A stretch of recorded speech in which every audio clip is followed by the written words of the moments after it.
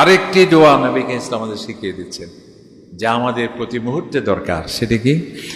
আল্লাহুম্মা ইন্না নাউযু বিকা মিনাল হাম ওয়াল হুজন।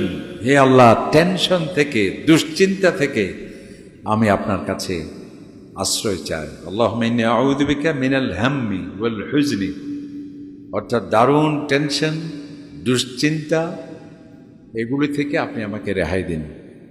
ওয়াল আজাজ, এবং অপারগতা থেকে, দুর্বলতা থেকে আপনি আমাকে রেহাই দিন। ওয়াল কাসাল, অলসতা থেকে, আলস্য যাতে আমাকে পেয়ে বসতে না পারে আপনি আমাকে রেহাই দেন। ওয়াল জুবন, ভীরুতা অর্থাৎ ভীতি, সেটি যাতে আমার অন্তরে জায়গা না পায়। ওয়া গালাবাতির রিজাল, এবং মানুষের আমার উপর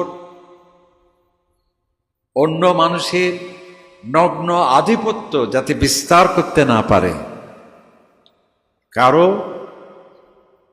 নগ্ন আধিপত্য, অনাধিকার চর্চা যাতে কেউ আমার উপর করতে না পারে, আমি আপনার কাছে পানাহ চাই।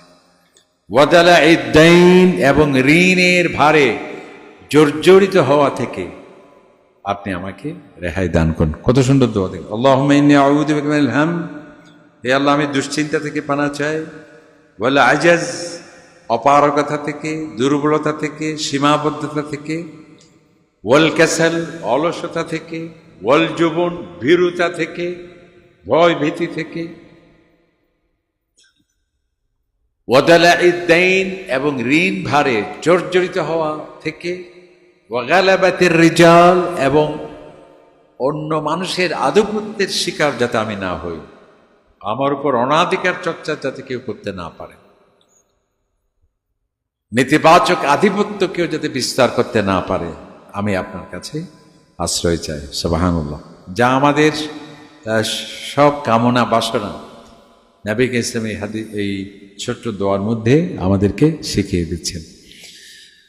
আরেকটি দোয়া নবী ইসলাম আমাদেরকে শিখাচ্ছেন কিভাবে, সেটি হলো আল্লাহুম্মা ইন্না নাসআলুকাল জান্নাহ ওয়া মা কাররাবা ইলাইহা মিন কওলিন ওয়া আমাল। যে হে আল্লাহ, আপনি আমাদেরকে জান্নাত দান করুন, আমিন।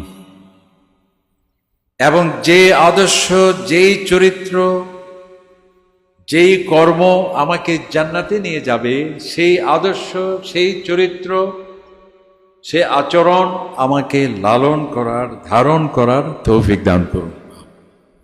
আল্লাহুম্মা ইন্না নাসআলুকাল জান্নাহ